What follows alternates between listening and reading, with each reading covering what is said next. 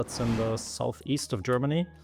And I also speak a couple of languages like English, German, French, Czech, and Norwegian.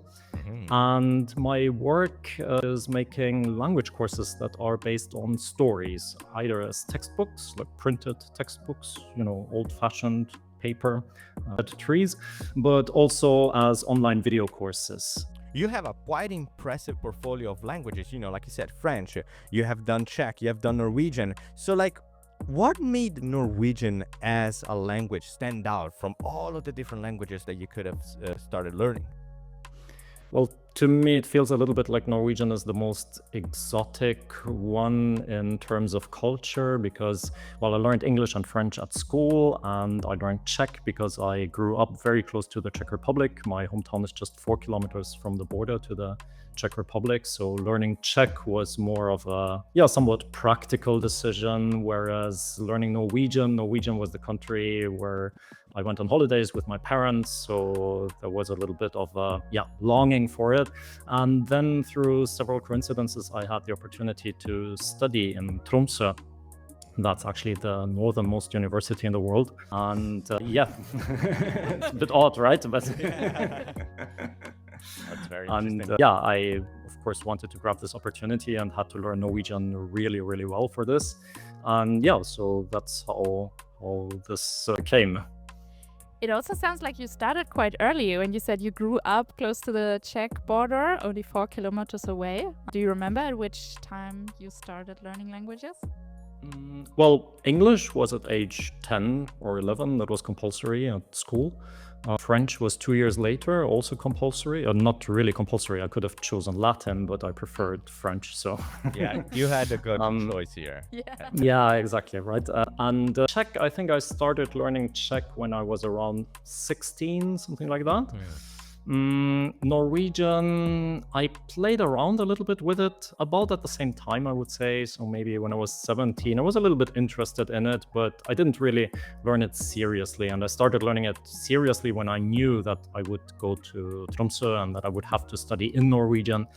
Then I made a real effort to learn the language as fluently as possible. Okay, that's interesting because since you were already kind of like laser focused on knowing Norwegian, like technically from your experience, like what makes Norwegian easier to pick up for you compared to like other languages that maybe you've dabbled in?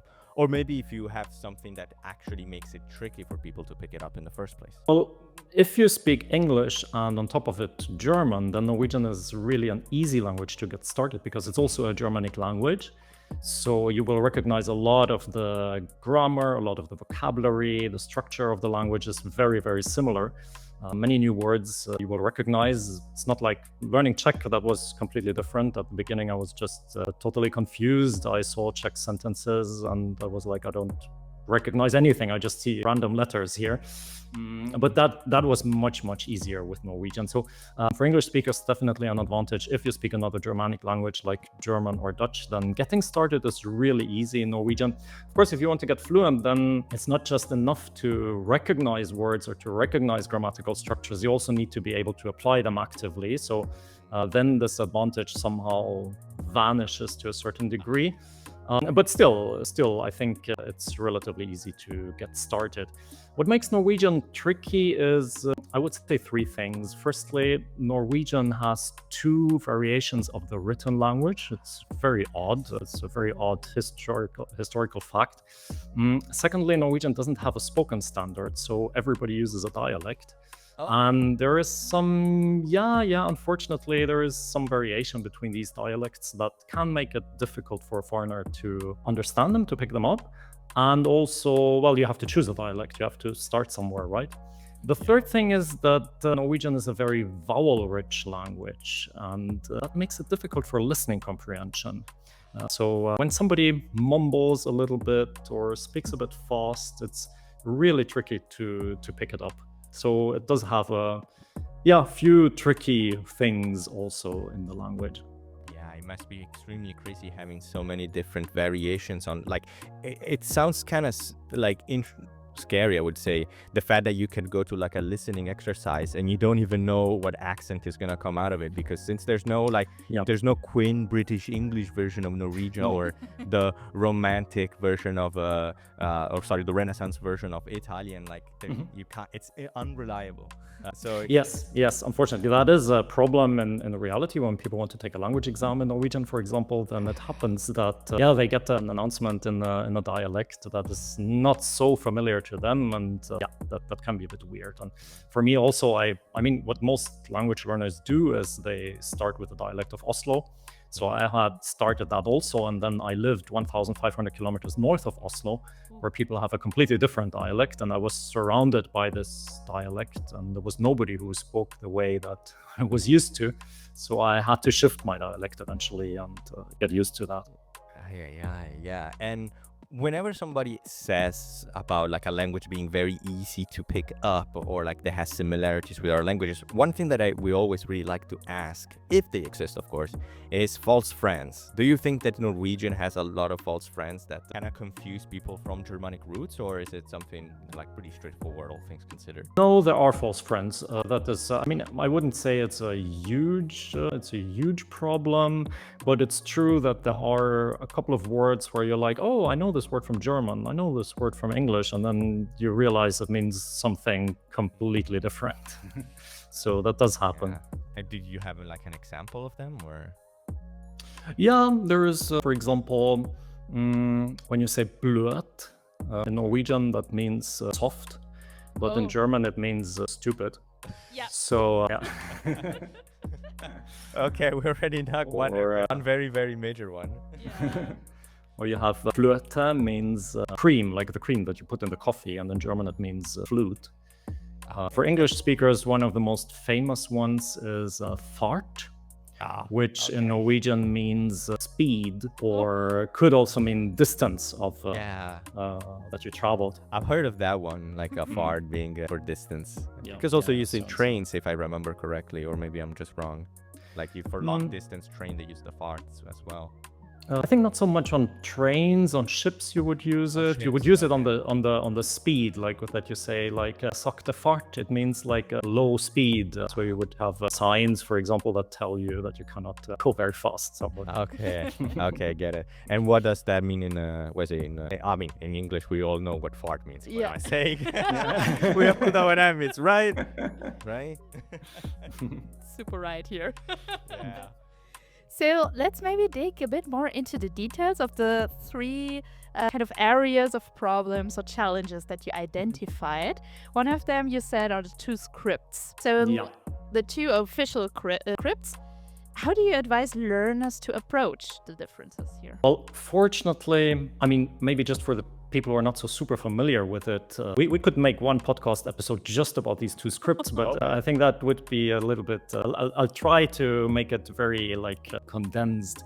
The problem here historically was that Norway was part of Denmark until the 19th century. And the language of the administration was Danish. So the people who could read or write would write Danish. Danish and Norwegian and Swedish, they're basically dialects of the same language. I mean, the people in these countries don't want to hear it, but they're mutually intelligible. So writing in Danish was absolutely no problem for the Norwegian administration. But once Norway got independent, people said, okay, what are we going to do with the language? And then some people said, well, we've been writing Danish for centuries. Let's just use Danish and let's change the way we spell things so it reflects Norwegian pronunciation a bit better. Let's remove words that we would never use that are typically Danish and replace them with a few typically Norwegian words, but that's it. And then there were other people who were more radical and said, no, we want to go back to what the language looked like before Norway became part of Denmark, and we want to recreate the original Norwegian language. And there was a linguist who traveled the fjords of West Norway, and he listened to people, and of this he compiled a written language that he thought was the original Norwegian language. It was not, but he thought of it. And these two versions of the language became official at the end of the 19th century. So a huge mess. On top of that, the Norwegian parliament, once having realized that this was maybe a mistake. They tried to make these, or to get these two forms a bit closer to each other throughout the 20th century. So they made orthographical reforms. So every 20 years or so, there were spelling reforms. So it's really, really difficult to read. When you read a Norwegian book that is 100 years old or 120 years old, it looks very, very odd, regardless of which of the two language versions it was written in. Anyway, this project was given up. Norway just somehow found itself into that messy situation. So today we have these two language variations, bokmål, which comes from Danish, and nynorsk, which is the supposedly ancient Norwegian. Weirdly enough, nynorsk, it means new Norwegian. Like, why new Norwegian should be called old Norwegian? Anyway, that doesn't make much sense. But fortunately, nowadays, 90% of Norwegians use bokmål. So that's the variation that comes from Danish. So therefore, it's very, very logical, if you are learning Norwegian, start with bokmål, unless you know that you're going to move to a place where people use mostly nynorsk, then it doesn't really make sense to start learning nynorsk. It makes sense to start learning a little bit of nynorsk on top of your bokmål studies once you have reached, say B1 level, A2 plus, something like that. Because nynorsk helps you with two things. Firstly, you cannot really avoid it 100% because you will just encounter texts that are in nynorsk. You will, like newspapers, books, government websites. The government is forced to publish a certain portion of their texts in nynorsk, so you cannot really avoid it. On top of it, it helps you to understand some Norwegian dialects better. So some passive understanding of nynorsk is good, but I have to admit I would also not be able to write something in nynorsk. I can only write bokmål. Exactly. That's kind of like one thing that I want to kind of expand on. Like, let's say that it's someone that has been just arrived in Oslo, or like has been just in Norway for very little. What are some like signs that would immediately tell which of the two writing systems is used? Like, are there like massive differences, or is it just like subtle ones? It's quite subtle. For example, the word Norway in itself, like in bokmål, it's Norge, and in nynorsk, it's Norek. So it's just like two letters flipped. Or with the article, like the non-definite article for the masculine, it's en in bokmål, and it's ein, like with the letter I in the middle. In nynorsk. So then you have to know, you basically have to know. It's not like there are letters that don't exist in one or the other. You basically would really have to know that a specific text is nynorsk and not bokmål. Okay. So it's not like a different type, because I was expecting, are these gonna be two different type of scripts or something, like completely different alphabets, completely different, but I guess they're not. They're like very similar. It's just some words change. They are quite similar. Well, I mean, not that super similar. So due to the historical roots, Danish is closer to bokmål than bokmål is to nynorsk. So that's a bit weird. But sometimes, like when you read a Danish text, you need maybe 2 sentences or 2 or 3 lines sometimes to understand, that's Danish and it's not bokmål. But it's also not that far, like nynorsk is not that far away that you're like completely lost and you're like, oh my god, I have no clue what that is. So still the same language, but different words then. Yeah. It's maybe a little bit like, say someone in Germany had tried to make a second official language out of some German dialect. You're like, I can read that somehow, and sometimes there's a word I don't understand, and sometimes I'm like, why does she spell it like this? It doesn't make any sense. But more or less you understand everything still. Okay. Okay. And about the dialects, actually, now that you mentioned them, how would you advise someone to deal with them? Like, also, I think one of the tips that you mentioned also applies to that one, that if you know into which region you're going to move or you're having your vacation, then you can like learn that dialect. But otherwise, how would you do that? Yeah, definitely. So if you know where you're going, you might focus on the dialect from that region from the beginning. So for example, find a teacher from that region, because that's just the way that makes most sense.